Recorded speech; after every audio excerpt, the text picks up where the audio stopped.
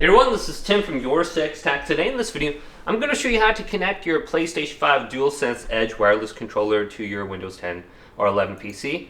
So the first thing we want to do is go to Start right here, and then go to Settings. Then we want to go to Bluetooth and Devices. And you can see my controller is already connected, so I'm just going to remove this device. Then we want to go to the plus icon right here, and go to Add Device. Alright, and then go to Bluetooth.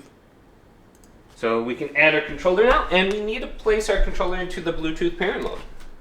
If it's turned on, we need to turn it off by holding down the PlayStation button on it.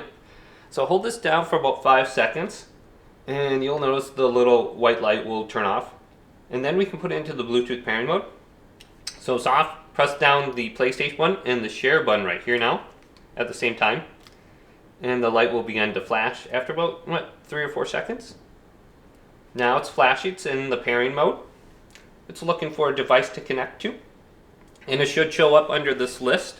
So there it is. Let's click it on my computer now. Boom, it's connecting.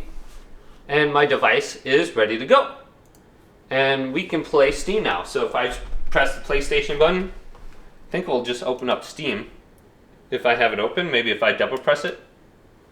So Steam must not be open on my computer at the moment, but it's connected. Hopefully this video did indeed help you out. Leave it a big thumbs up. And subscribe to my channel down below for more tech videos coming up next on YourSixGaming. Oh, here it is.